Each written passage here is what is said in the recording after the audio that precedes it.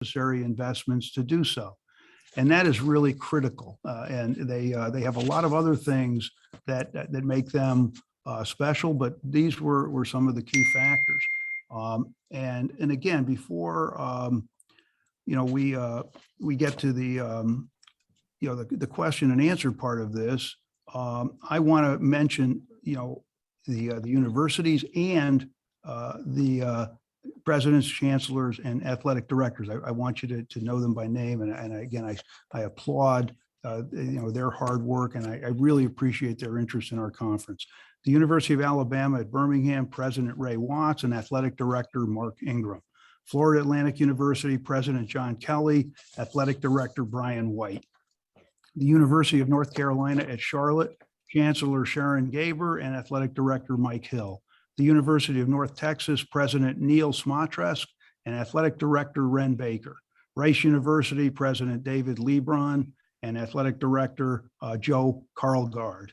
University of Texas at San Antonio, President Taylor Amy, and Athletic Director Lisa Campos. Again, a warm welcome to all of you. These institutions very much want the opportunity that our conference will provide. They'll enjoy the unmatched exposure and promotion provided by our outstanding media partner, ESPN. And that has been critical to our growth over the years. And they'll also enjoy network basketball broadcasts as well on CBS Sports. They do some select network broadcasts, and they're another valued partner. These schools make great sense for us from many different perspectives. A geographical sense, clearly, by virtue of their location in major cities that add to our extensive media footprint. We'll have a significant presence in 4 of the top 10, 7 of the top 25, and 12 of the top 51 media markets. And we've seen firsthand in cities like Philadelphia, Dallas, Houston, and Memphis, the kind of impact that occurs when a city gets behind our teams and when you get the media attention that these metropolitan areas and the surrounding areas provide. The geography makes sense from a practical standpoint as well. In all of our sports, our schools will find conference opponents in close proximity, with 4 schools in the state of Texas, 2 each in Florida and North Carolina, as well as other areas in the Northeast and Mid-South. We look forward to the renewal of some longstanding rivalries and the development of new rivalries. And we've done very well with the development of new rivalries. You've seen that in our conference.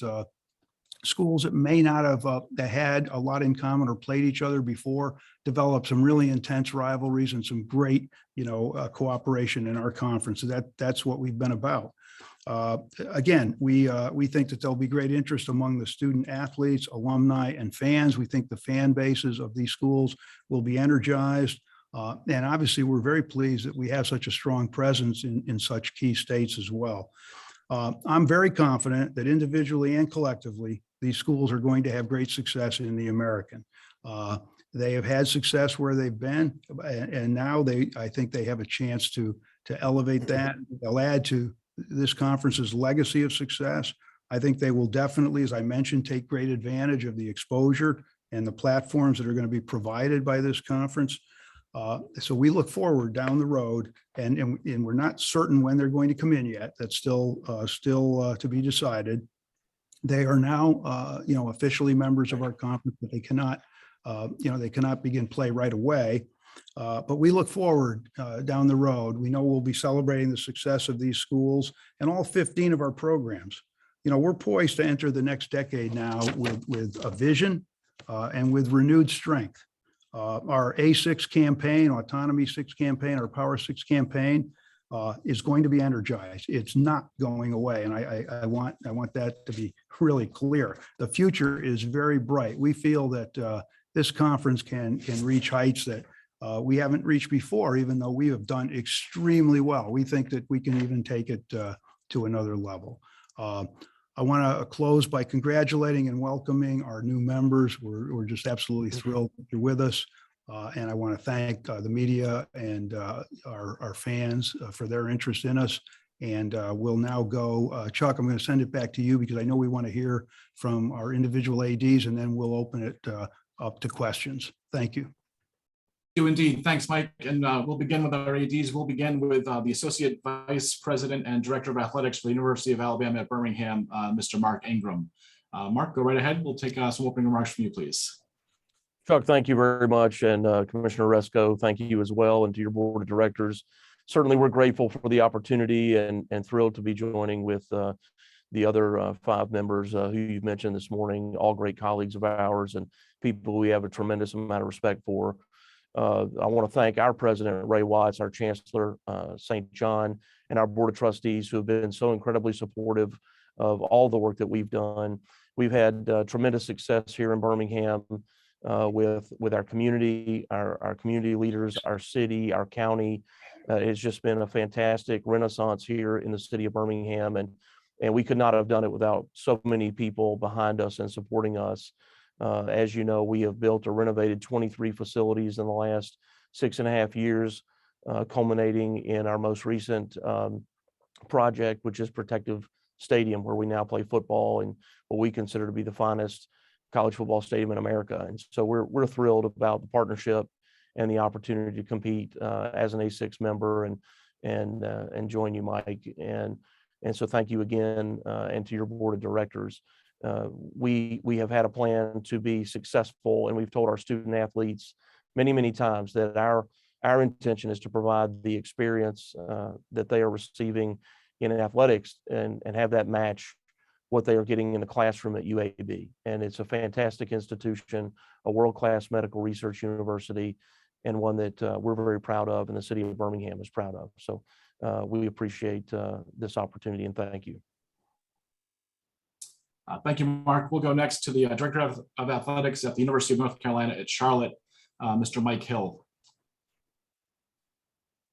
Thank you, and it's a pleasure to be here. And again, to echo Mark's remarks, it's wonderful to join our 5 colleagues here who have so much respect for. This is an exciting time for our institution and for our athletic program. And on behalf of our Chancellor, Dr. Sharon Gaber, and the chair of our board, Susan DeVore, we just want to thank everyone who was involved in this process. We're grateful certainly to Commissioner Mike Oresco.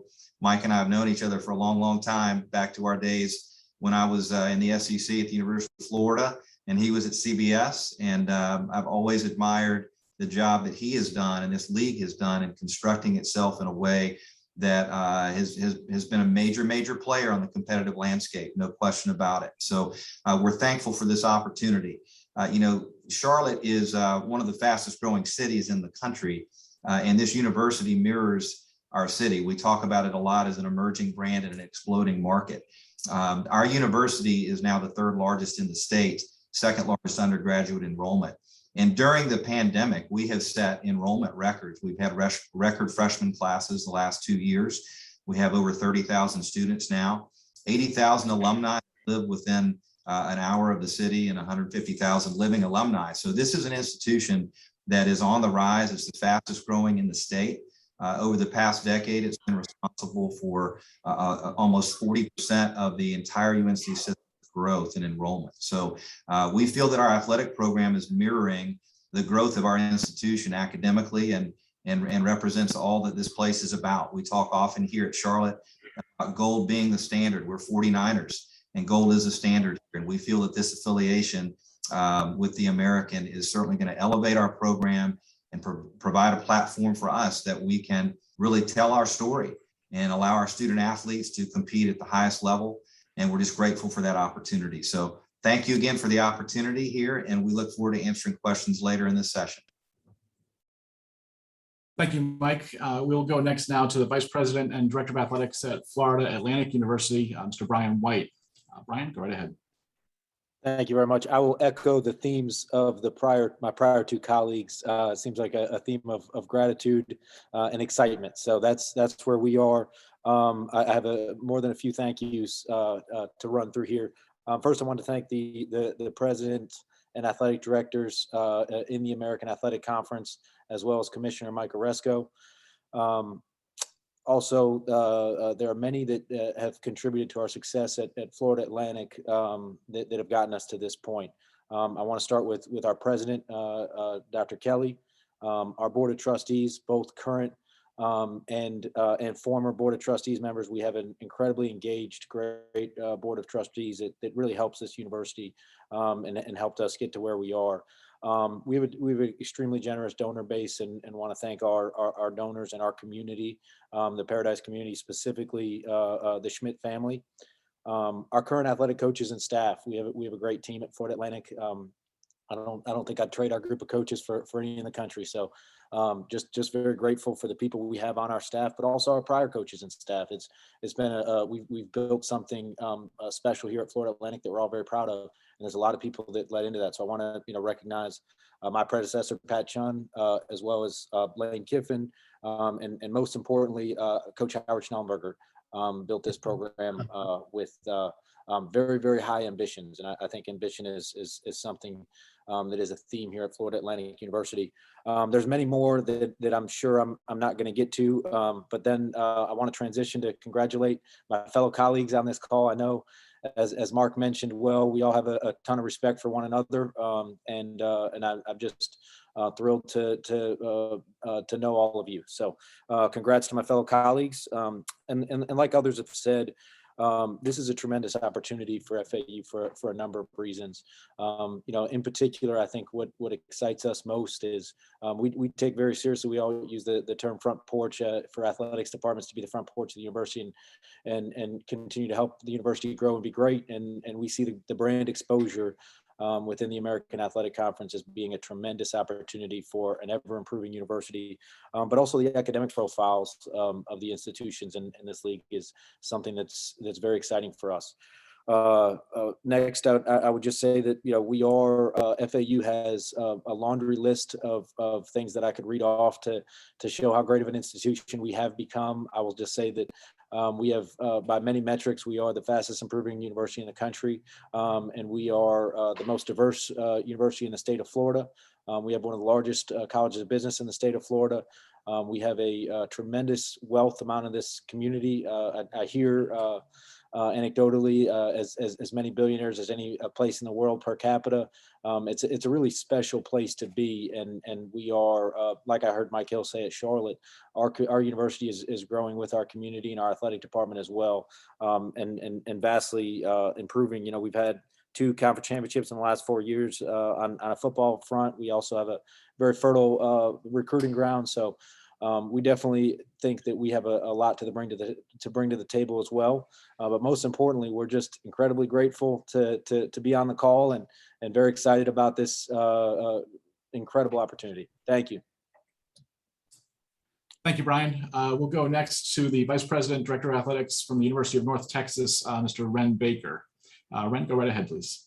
Thank you. And on behalf of President Smatras, let me just say this is an exciting time for the University of North Texas. UNT has been on a continuous growth trajectory, and this is another step in that process. We are experiencing academic growth, over 42,000 students, which is up 4% just this year. And we're one of the top largest public research institutions, R1 institutions in the country. We've also had tremendous athletic growth. 4 of our top 5 years in terms of winning percentage, when you look at all of our sports, have occurred just in the last 5 years. So we believe this is a great opportunity to join the American Athletic Conference, which clearly has established itself as a Power 6 conference. And we're so grateful to Commissioner Resco and to the ADs and the board of directors in the American for extending the invitation and giving us this opportunity. The American Athletic Conference is showing that it wants to invest in institutions who are willing to invest in themselves. And that is something we've prioritized at North Texas, and it's something that we'll be prioritizing as we make this transition. Lastly, just let me say I'm thankful to our donors and our fans. They've been so instrumental in helping UNT increase its profile in recent years. And we can't wait to start to make the transition, get a timeline established, and make sure that not only are we coming into a league with many accomplishments behind us, but that we have a transition plan that's going to allow us to come in and be immediately competitive and contribute to the history of success that's been established. Thank you, Ren. We'll go next to the Director of Athletics, Recreation, and Lifetime Fitness at Rice University, Mr. Joel Carlgard. Joel, go right ahead, please. Thanks, Chuck, and it's great to be here with everybody today. Really appreciate the opportunity to talk to you. Today is a great day for Rice Athletics. Since the breakup of the Southwest Conference 25 years ago, we've aspired to align ourselves with other institutions based on academic values, geography, and tradition. And the opportunity to join the American Athletic Conference checks all three boxes. We couldn't be more excited to join the current and new members, both in competition and collaboration. The future is indeed very bright. I'd like to thank a few people for their contributions to today's historic announcement. From Rice, our president, David Lebron, whose engagement in this process and commitment to supporting our aspirations helped make this possible. The chair of our board of trustees, Rob Ladd, who communicated his excitement for our future to the conference leadership, and indeed our entire board of trustees and our athletics advisory group who played a significant role in this as well. Our staff, our student athletes, our supporters who have worked every day to put us in position to accept this invitation. We are the 17th ranked institution in the country, according to US News and World Report. We're a member of the Association of American Universities. We have one of the largest endowments in college athletics in FBS. And we've won 25 conference championships across 12 different sports over the last 8 years. So we think we bring a really well-rounded profile to the American Athletic Conference and will fit very well with the other 13 members. And then from the American Athletic Conference, I'd like to really thank Commissioner Oresco and his staff for their enthusiastic support and great communication. All of the athletic directors from the current AAC and those here with me today, I thank you for your commitment to excellence. And we look forward to working with you to build upon the terrific reputation of this conference. Thank you, Joe. And finally, to get us started with the formal presentation, the Vice President for Intercollegiate Athletics from the University of Texas at San Antonio, Dr. Lisa Campos. Lisa, please go ahead. Thank you so much. I don't know if it's easier or hardest to go last, but want to echo the sentiments. Today is a great day, and we could not be more happy to be celebrating this wonderful news today. Like the others, I would like to take an opportunity to thank Dr. Amy, the UTSA president, for his unwavering support of UTSA athletics and really understanding the importance of athletics and what it can do to an institution. Also want to acknowledge our athletic staff, our coaches, and especially our over 350 student athletes who have really believed that UTSA will be San Antonio's nationally recognized Division I program, and they continue to work very hard day in and day out to make that a reality. As you can imagine, this has been a very exciting and busy development. And like the others, would like to recognize and thank Commissioner Mike Oresco for the way you've led this, for the way you've communicated through this. It's been great getting to know you and look forward to working with you, the rest of the staff at the American and the other ADs. Since I arrived at UTSA almost 4 years ago, I recognized that we were something very special was happening, not only with athletics, but also with the university. We are a very young institution and we are a very young athletics program, but we have accomplished much. Let's just take a look at our football program that is only 11 years old. We've appeared in 2 bowl games. We are ranked 24th in the nation. So just imagine what the next 11 years will look like for UTSA. We share with the American our bold strategy for improving our athletic facilities, beginning with our $40.5 million athletic center of excellence that we just opened in August, and there's definitely more to come. Just like the others, we're really excited for the opportunity that by joining the American, we will continue to raise our academic and athletic profile while continuing to build a strong national brand. Of course, through the television agreement, we will increase our visibility and our exposure. And it was really important to maintain a strong presence in Texas, where most of our alumni reside and where we not just recruit student athletes, but also recruit the general student population. I do want to just mention briefly a little bit about UTSA as an institution. We are committed to excelling in all that we do, and the aspects of our growth and momentum match what's happening with the rest of the institution. We just recently launched our largest comprehensive campaign in program history. We are a very proud Hispanic serving institution where we recruit dreamers and doers ready to change the world. And as San Antonio's largest university in the second largest city in Texas, we are home to over 35,000 students. We look forward to welcoming our new partners to San Antonio, which is Military City, USA, and is very much known as an NCAA championship city. So again, thank you so much to Mike and to the board for recognizing and believing in UTSA and the value that it will bring to the American Athletic Conference. Thank you. Thank you, Lisa. We'll go now down to the question and answer portion of the Chuck, program. Chuck, Again, can I interrupt for just a quick of second? course.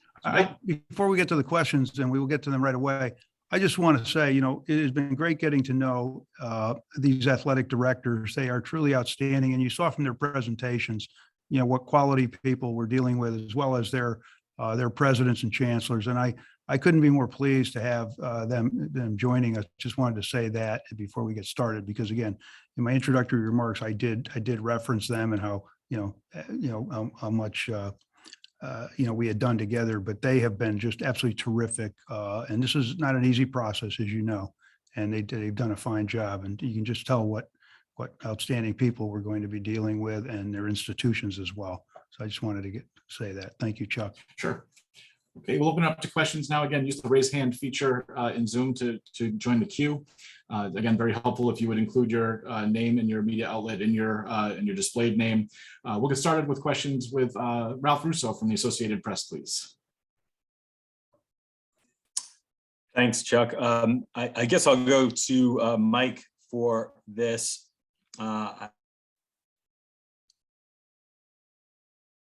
I've lost you, Ralph. I know it's not necessarily. I'm sorry. Can you hear me, Mike? Yeah, you broke up a little bit there. I can hear you now, Ralph.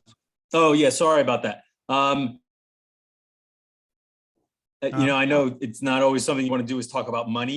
If I can jump into the television contract, there has been some discussion about the value of that contract going forward with subtractions and additions. Can you give us any idea about how this move affects, and the previous move of losing teams affects, your TV deal with ESPN? Yeah, I guess the short answer to that, Ralph, is no, I can't. But I can say this, we're engaging with ESPN. We'll deal, obviously downstream, with our media deal. I can say this, ESPN believes in the growth potential of this league. They've been a superb partner. I'm confident, that we'll be supported. I think some of the accounts in the media have been just, wrong. But on the other hand, I'm not going to get into that. But we have a long-term relationship, an existing deal in place with ESPN.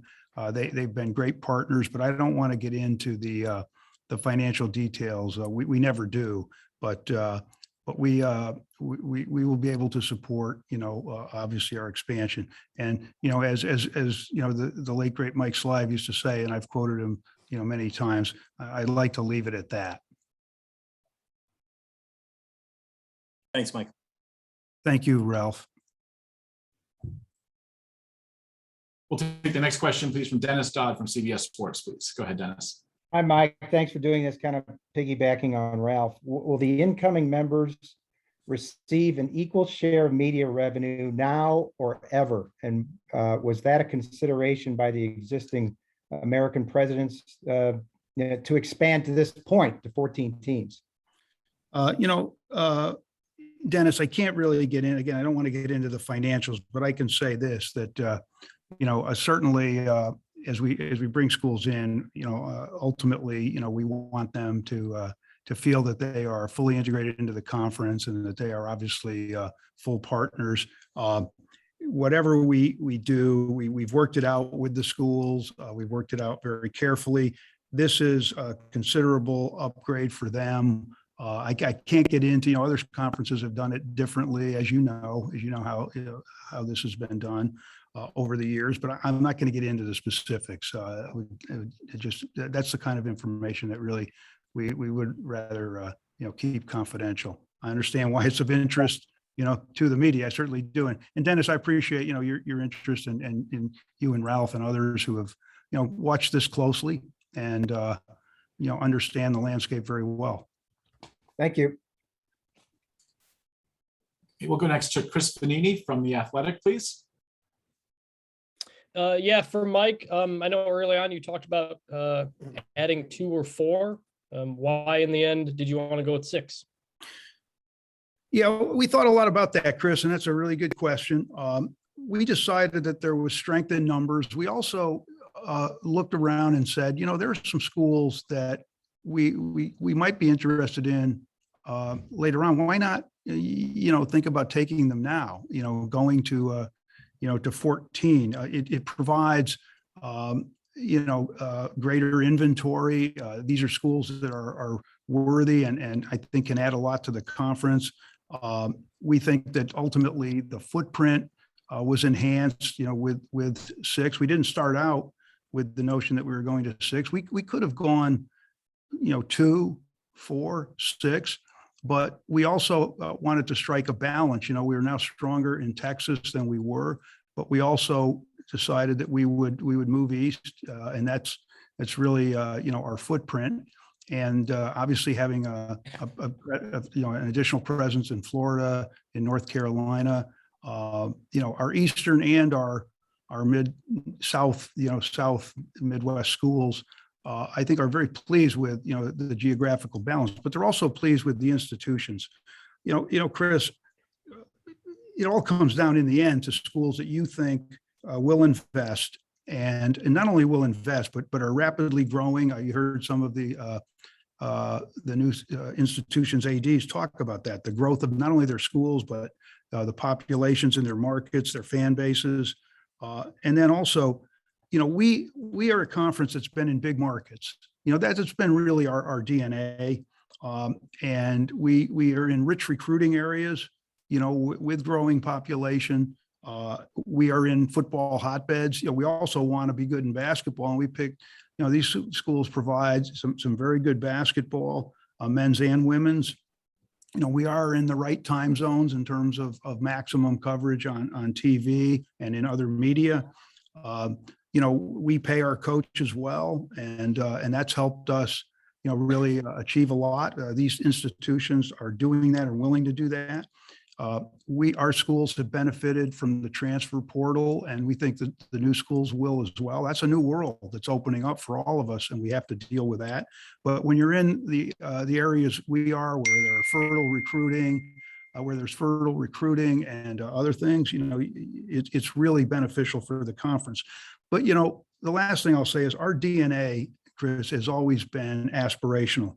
We take enormous pride in what we've accomplished. 9 years ago, a lot of people didn't give us much of a chance to be a force in college athletics, and look what we've done. And we're going to do the same thing again. I mean, there's strong geographical cohesion. Also, this is a group that I believe will work very well with our current group. So, everybody obviously it'll be one family, and I think they're going to do what the others have done. Our schools invested.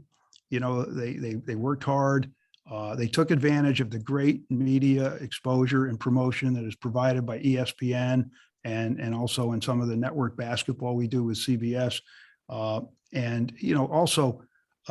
These are schools that will align very well with our current institutions. And so when we looked at that, we thought, okay, there are a few more that we'd really like to vet and to examine. And sure enough, we decided that 6 was the right number, and 14 is a good number, gives us strength going forward, gives us a lot of options in terms of how we schedule and how we do things. And that's pretty much, the analysis on that. And do you plan to perhaps add more in the future, or is 14 as big as you want to go? It's not completely out of the question. And I mentioned to the schools coming in, because we had a great transparent process. It really was. And we said, look, it's possible that that we could add some schools down the road if in fact they would add value, if in fact they shared our philosophy, they fit our culture. If in fact that was the case, then we would consider them. But what I don't want to do is destabilize anything at this point. We've had a lot going on the last few weeks.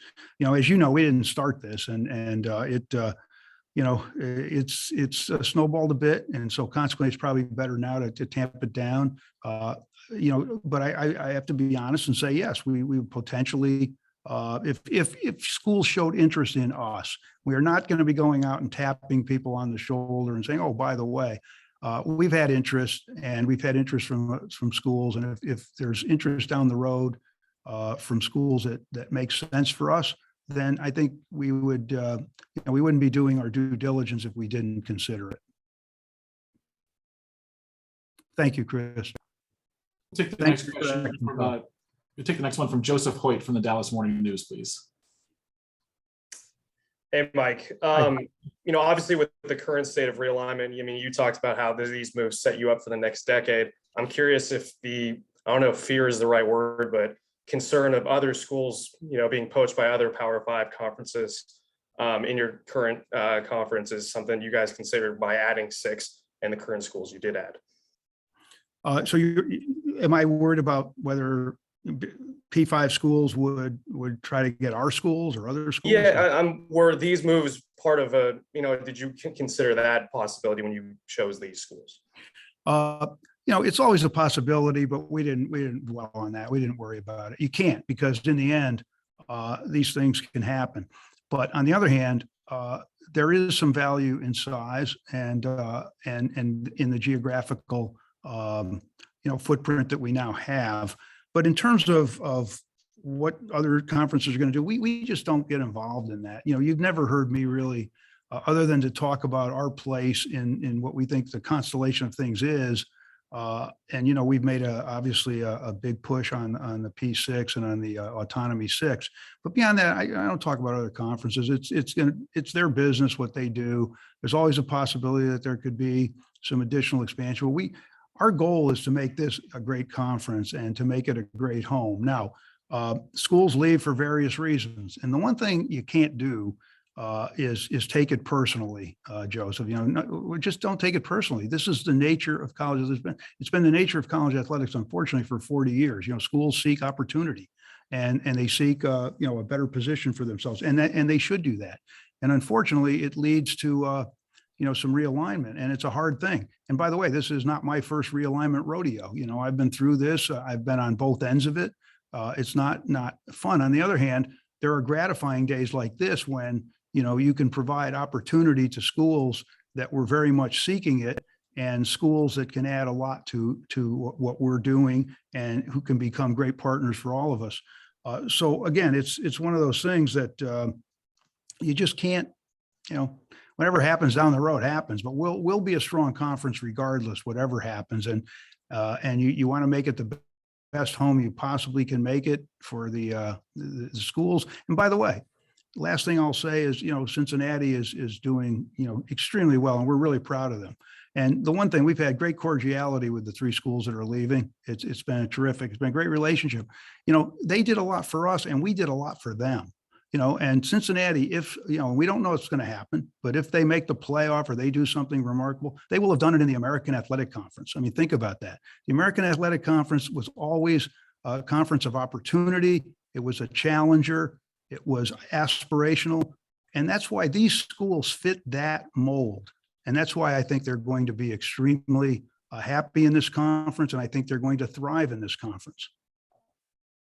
Thank you. We'll take the next question from Matt Stevens with the Charlotte Observer, please. Hey, it's for Mike Hill in Charlotte. Mike, what does this move do for y'all's ability to help retain coaches, quality coaches? Also, how important is it to have finally a natural in-state rival you can play every year in East Carolina? Matt, it's good to see you. This great questions. I think that I'm going to answer your second question first. We're thrilled to be in a league with Carolina. Really appreciative of their support and all the support of all the institutions with our candidacy. But to have an in-state rival matters a lot. And we talked about sort of geographic proximity, and I believe Joe Carlgard mentioned that in his remarks about the different factors that you consider when you're looking at conference alignment. And for us to be situated in a league now with a great program like ECU matters a lot to our fan base. I think ECU is excited about it. They've got a tremendous fan base here in the city of Charlotte, alumni, et cetera. So that's really, really good for both institutions. And I think we look around the league again, there are a lot of schools in this league who we have previously been colleagues with, Memphis and South Florida and Tulane and others. And so it's a natural fit and really, really exciting for us. When it comes to retention of coaches, we've often talked here about the fact that, I want our coaches to be coveted because it means we're having success. And we're in that situation right now. We've had to fight some battles here over the last couple of years because of some of the hires that we've made in recent years, and excited about that. And so there's no doubt that their level of enthusiasm about our program and its future is exploding with this news, because they recognize the level of competition, the level of exposure that we will receive in a league like the American is like nothing we've experienced before. And so there's no question in my mind that being in this league is going to provide us with tremendous opportunity to retain our great coaches. Thanks, Mike. Okay, we'll take the next one from John Talty from AL.com, please. John, go right ahead. Sure, this is for the commissioner. Mike, I know you've already gotten a bunch of questions about realignment, but I'm curious how much work maybe went into these schools ahead of time? Did you have, the way some of the ADs on this call, might claim, like a list in your drawer of schools you might want to add should the time come? Or is this more of a direct reaction to the dominoes that started when the SEC added Texas and Oklahoma? John, yes.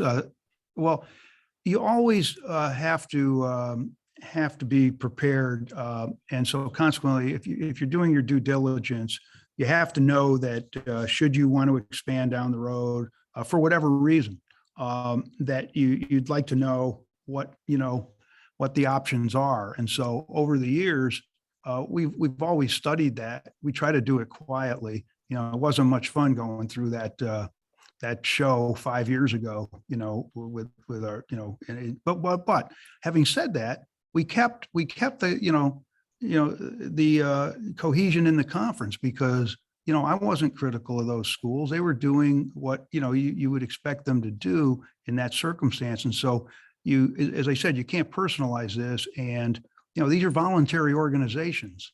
If people decide that they have a better opportunity, or for whatever reason, want to go, they stay the required time, they pay their exit fee, and they can move on.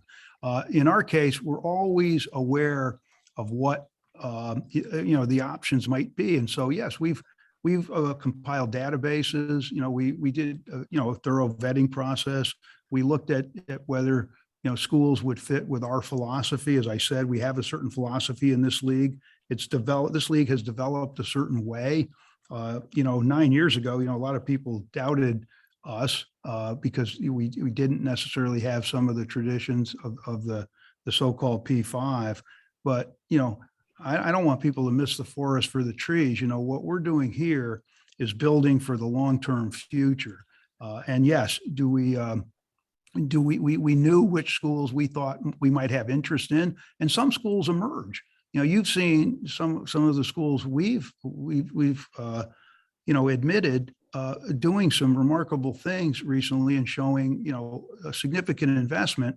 And sometimes it's a matter of, being in the right regions, obviously, but also, unless you have that DNA that I referred to, unless you have that competitive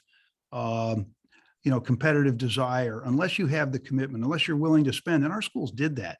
And some of them, strained, to do that. As you know, we didn't have a very lucrative media contract at the very outset, because we came out of the disarray of realignment, 8 or 9 years ago. And we immediately established ourselves as a really good conference. And people, I think, probably were a bit surprised, but we didn't have the big media deal, but then we got a much better one, with ESPN, and that promotion and that exposure really helped. The combination is the key. The combination of a commitment, a desire to improve, a desire to compete at the highest level, and then having two things. One, the exposure, the promotion that obviously a media partner like ESPN provides, and they've been absolutely terrific. And second, you have to promote your conference. We've promoted our conference. I promote it tirelessly. Our ADs, our presidents, we promote our conference. And I think, Glenn Tuckett, who's a great AD at BYU for many years, and he's a very good friend. He used to always say one of the sad things in life sometimes is success unattended. When you don't take advantage of your success and you don't promote your success. This conference has done that. And we'll do that with the new schools too. And I think they'll be very pleased with how we promote. And again, having a media partner with the best in the world with ESPN, and also having another media partner for some network basketball games, a great network, CBS. I worked at both networks. I have great fondness for both of them, and we couldn't have better partnerships, and that helps. And that's why I think it's so exciting to bring these schools in, because they haven't had this opportunity. They haven't had that kind of exposure, and now they're going to get it. And I think it's going to elevate their programs. And some, have had, some outstanding success. One of the real stories, and we're pleased to bring in all these schools, but the UAB story is particularly resonates because a few years ago their program was discontinued, and look what they've done. And what does that show? Well, it shows that their DNA is to compete. They've got a brand new stadium in the heart of Birmingham. They're in a location that loves college sports, especially college football.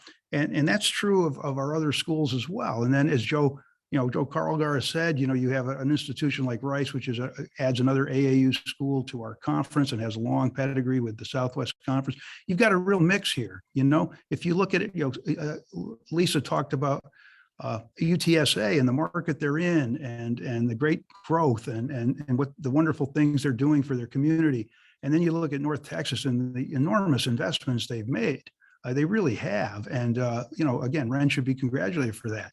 And then again, as I mentioned, UAB, and you look at Charlotte, and people might say, well, they haven't had, the kind of football success yet. Well, they're going to have it. There's no question about it. And in basketball, they already have a terrific pedigree, and Mike's done a great job. And, you look at FAU and what they've done the last several years. They played a lot of our teams, and believe me, they've defeated a lot of our teams, and they've been, an important, presence in South Florida. We now have a partner, for USF in the state of Florida in an important market. We welcome Willie Taggart back to the conference. Again, it's really to have, this three schools looking eastward, and then to have three strong schools in Texas is a terrific balance for this conference. I don't think I left anyone out, but I want to make sure that I mention all of them, because every one of them will bring something unique and valuable to this conference. Thanks, Mike. Welcome. We'll go next to Brett Vito from the Denton Record Chronicle, please. Go ahead, Brett. Yeah, question for Commissioner Oresco. How big a factor was just the potential of some of these schools that you brought in as opposed to, current success? Was that a big factor, just, how much these schools had potential going forward? No question. Absolutely. Potential means an awful lot, because, we're a conference that wants to continue to grow and continue to improve and continue to be a real factor at the highest levels of college athletics, and college football, as we all know, drives so much of this. And so we've obviously devoted a lot of time to making sure we had great programs in that area. But absolutely, potential is enormously important. But potential is just that, it's potential. But what we feel strongly about is we're investing in the people that we think have that vision, and we're convinced they do. And in getting to know them and in talking to them and going through this process, I'm more convinced than ever that, that they not only will make the investment, but they have the vision. And we didn't want anybody in this conference ultimately, and we talked to our ADs a lot, our current ADs and our current presidents over the years, that didn't want to be at the highest level of college athletics. And some schools can't do it. You don't have the resources. These schools have the resources. We looked at that carefully. There's some schools that may have aspirations, but they really don't necessarily have the resources. One thing I always talked about with respect to the P5 is, you can't let your vision sort of, leap over reality, but our vision has been anchored in reality. You saw what we've done. When you look at what the Big 12 did, taking those three schools, right? And the Big 12 is now comprised of almost half their membership of the so-called non-power schools. We should have been a P6, a while ago. We always thought we were. Look at the competitive, we wrote an 8-page letter to the chairs of the P5 conferences not that long ago. And it was a letter that talked about all the great things we've done and all the reasons, all the competitive success we've had against the P5 and why we should be part of that. Well, the vision has been anchored in reality. I think these schools will embrace that vision. If they weren't willing to do it, then we would not have been interested in them. And every one of our schools has felt that, that was where we ought to be. We could easily have said, look, this whole G5 business, we'll just settle. We'll play at a certain level.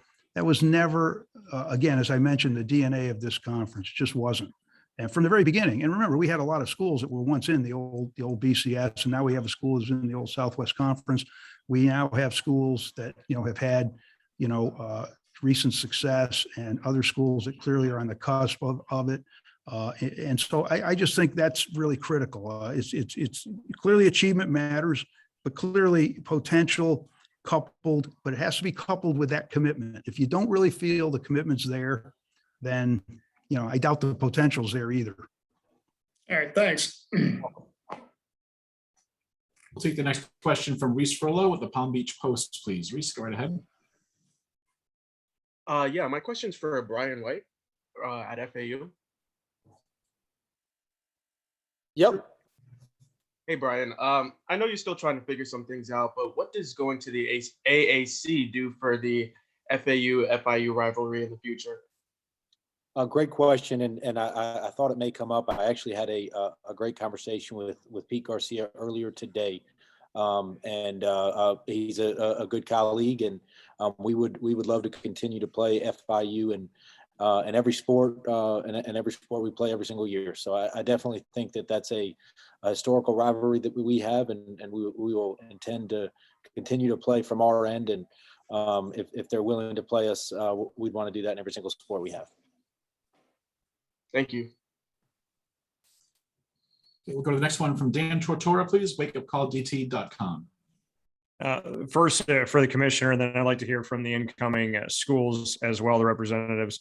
Just Mike, what was the most challenging part of this entire process? And if you can kind of break it down, how long you were kind of looking at these schools and just kind of the timeline for us. And then from each of the member schools from the outside looking in, why was the American the right fit for each of you? Why was this the right avenue to go to?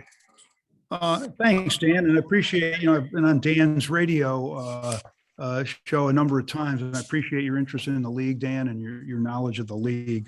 Well, when you go through a process like this, one of your biggest concerns is leaks, because that gets, everybody riled up, and it causes all sorts of problems for a lot of reasons, obviously.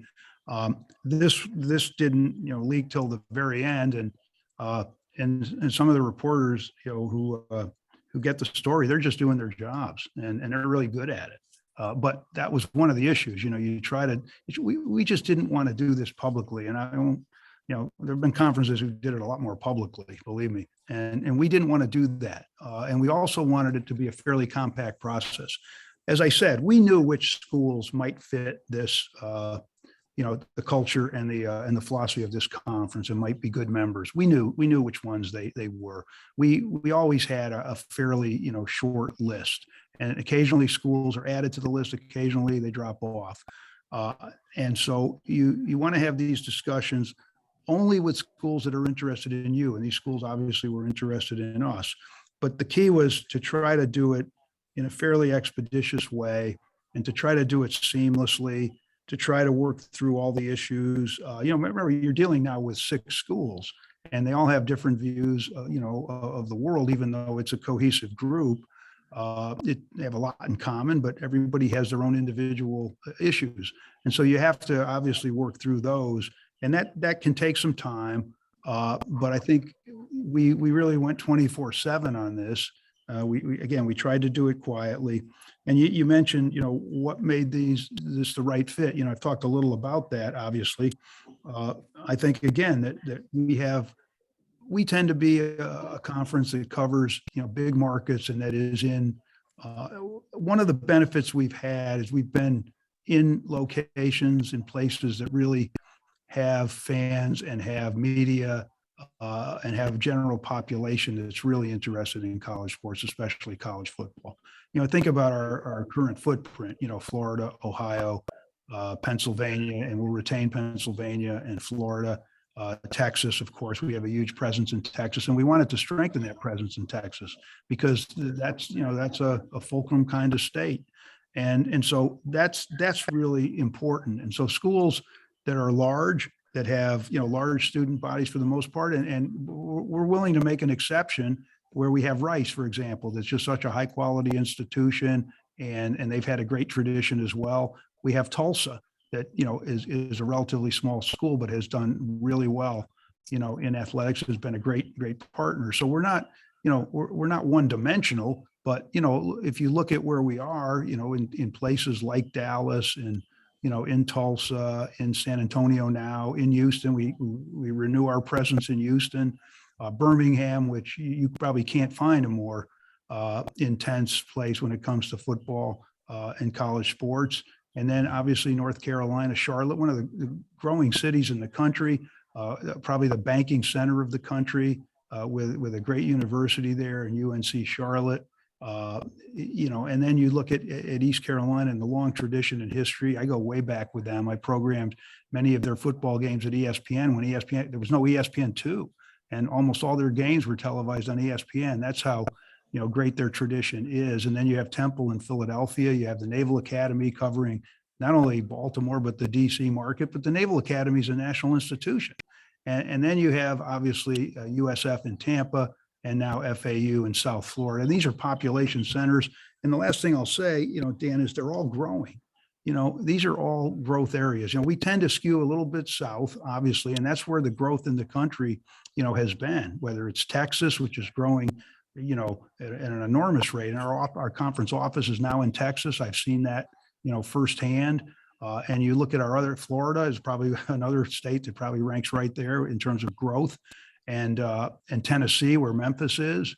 And then obviously we have, you have a major city like Philadelphia, one of the largest in the country. So we're in places where if you have the resources and you have the commitment, you'll grow your programs. And that's what we're hoping that happens this time. In fact, that's what we frankly are very confident will happen.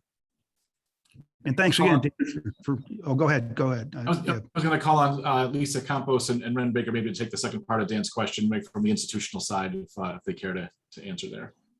Great, appreciate that. So again, as I said in my opening remarks, having a strong Texas presence is very important to UTSA, and having those rivalries. This is where we recruit our students, generally for the university. So that was really important. Obviously, we want to expand our brand, our national profile, and we feel like this positions us to do that in alignment with what the rest of the university is doing in all the different divisions. Yeah, this is Ren Baker at UNT. I know Mike's not talking and has told us not to talk financials, but he introduced himself every call as Mike Oresco, ambassador of Quand. And so we knew this is where we wanted to go. I joked there, but I think really it's that Power Six vision and the evidence of that Commissioner Oresco and the member institutions in some ways initially spoke into existence, but then invested at a level that backed it up. And we assume that financially there's going to be some benefits, but the bigger thing is the opportunity for exposure for athletic programs and for the university. The American has a great TV package with a lot of linear games, great TV partners. And I had a chance, I was at Memphis as the league started, and, Memphis had not had, as they were exiting Conference USA, did not have the best football seasons in the world. In our first year or so in the American, wasn't necessarily the best, but the University of Memphis has grown tremendously from the opportunity that the American provides. And as the deputy AD there, I had a chance to see that. And so for all of those reasons, we were always very interested and hopeful that an opportunity would come to get into the American, and we look forward to making that transition. Time for about 2 or 3 more. We'll go next to Pete Thamel from Yahoo Sports, please. Pete, go right ahead. Yeah, this is a question for Mike from the macro. Mike, as leagues have evolved and TV contracts have evolved, there seems to have been a bit of a shift from big markets, like in the old Big East, for example, and when it was a basketball-only league, to now. I'm wondering if you can give us a little peek behind the curtain of how much of these additions were because they are big markets and how much are because they are football fertile places that, you know, obviously you can plant seeds and grow. Yeah, Pete, and Pete, I have to commend you. I mean, you did a lot of really, significant groundwork, and there's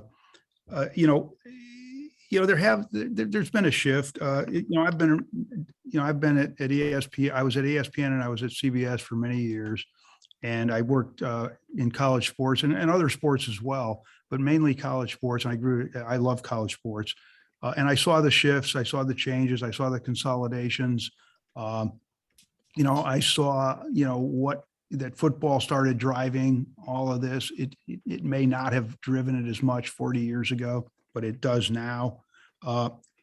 We looked at several things. Again, as I said, Pete, it wasn't one dimensional. Just because you're in a big market doesn't necessarily guarantee that you'll have a good program or that you've got the commitment to have a good program. Jay Crowdhamel used to always say, the former athletic director at Syracuse, whom I knew very well and worked with. He said, well, it's not the market you're necessarily in. It's whether you can ultimately, deliver that market and deliver quality competition. What you find is that it's a combination. You want teams that are going to be competitive, and I think these teams will be extremely competitive. Now, you mentioned, football success. It's critical. No one's going to argue that. It is. Football drives, most of expansion, and football is the foundation of an athletic department. Now, that's not to denigrate basketball. And I love basketball. I grew up as a college basketball fan as well as a college football fan. And college basketball will remain very important in this conference. We took Wichita, and Wichita has been a great addition because we wanted our basketball to be strong. And we've got some good basketball pedigree in this conference. But primarily, you have to look to football success to drive the success of your conference. That's how we got, the large TV deal. We had, I think, 200 games with 1 million or more viewers. Think about that. Who would have predicted that 9 years ago? We had, games with 4 and 5 million viewers. We had, 100 games probably with close to between 50 and 100 games with 2 million or more viewers in football. And we also provided a great basketball product. We had a Final Four team last year. We had a national championship in this conference. So we've provided great value to our media partner, but football success is important. Now, if you look at these schools, I believe all of them will be very successful, and they'll have varying levels of success. Not everyone's going to finish first every year in your conference. We've got some very good teams in the conference now. Another thing I think, Pete, that's worth mentioning, we're losing some schools that have really contributed to the conference, but you know what? They're not dynasties in that sense. We've had teams that have competed equally that are in the conference now and that are remaining in the conference, and they've done extremely well. They've done very well against these teams over the years. Teams, some of this is cyclical, but those teams had a commitment, but the teams that are in our league now have had and have a real commitment. Ren spoke to Memphis. Memphis hiring Justin Fuente and then hiring Mike Norvell and now Ryan Silverfield. And you look at the success they've had that they never had before. You look at the success Temple had under Matt Rule, and you look at the success other schools have had. It wasn't a guarantee, but I had a pretty good idea years ago that we'd be a lot better conference than people were giving us credit for. And, again, the P6 campaign is another example of we wanted schools that felt they could embrace that felt that they could, add to their budgets. They could pay their coaches in the range that we pay our coaches. And, it's at the high range that they could compete in our conference, that they would be, that they would come in desiring to win championships. That's the key, that they didn't want to just settle for being in the conference. And yes, they'll do financially, much better in this conference, and that'll help them. And by the way, it'll energize their fan base. I think, donations, I think their donors will be excited. I think attendance will be improved. When you look at Fort Worth, for example, we have a long-term deal with Dickies Arena in Fort Worth for our men's and women's basketball tournament. Think about that now. You've got a number of schools that can drive there. We're going to have a great basketball tournament there, and it's going to be very exciting. And it's that kind of thing that I think creates, cohesion and makes an imprint on the national consciousness. I think that, I'll close, Pete, by saying, look, things have shifted over the years. You can have some teams in very small markets that have national reputations. And again, East Carolina was one of the schools that wasn't in a huge market, but, obviously had national recognition for all the great football that it played. But on the other hand, the large markets have really meant a lot to us. We've been able to generate good TV ratings. We've been able to generate a lot of interest. You have a larger potential fan base. Our schools have always elevated their brands. This conference has been able to do that. And then part of it is, again, we do heavily promote the conference, but the promotion is because we've accomplished something. We don't promote things that we haven't done. And again, it's you take care of your success, and success builds on success. I think these schools were interested in joining us because, one, they saw a conference that, was cohesive. And even when there's disruption, they saw that, things are handled a certain way in this conference. I think they'll really enjoy, their presidents will enjoy dealing with our presidents, their presidents and chancellors. I think the ADs will all enjoy dealing with each other. It'll be very welcoming. That's how we operate. I don't think you won't see any kind of separation here. I think, and that's important too. That's part of who we are as a conference. So a lot of reasons why you do things, and college athletics has changed dramatically over the years. We have seen more consolidation. We've seen bigger conferences. Remember, there were a lot of small 8-team regional conferences in the old days. And, we're a conference that, again, provides opportunity. We probably have a more regionalized footprint than we had. And we have now an identity that's developed over the last decade. And I think the identity will flourish in the coming decade. And that was the whole purpose of this. We want to put our conference in the best possible position. And I think we've done that. Okay, we'll take the final question from Alan Collins from Fox 6 in Birmingham, please. This question is for UAB AD Mark Ingram. Mr. Ingram, while not talking specific numbers, what is this move going to mean for UAB athletics financially going into the future, your recruitment, and reflect on your football team going from shutdown to where they are today? Well, hey, Alan, it's good to see you again. Hope you're doing well. We feel like the move, as many people have said, is the opportunity to renew a lot of rivalries with people that we used to be well aligned with. I think Mike mentioned that a little while ago when asked about East Carolina. We're 2.5 hours away from Memphis and have had a tremendous rivalry with Memphis. Joe and Lisa talked about geography in the state of Texas. And most people may not realize this, but Birmingham, Alabama is basically the geographic center of the American Athletic Conference. And so that was important for us as well. And so the opportunity to be aligned with other great schools who have a shared vision as we do to first of all, focus on ourselves and be great and do all that we can to be great, represent our university was important to us. And we felt confident in Commissioner Oresco's vision and what that meant to us and feel very, very positive about the opportunity moving forward.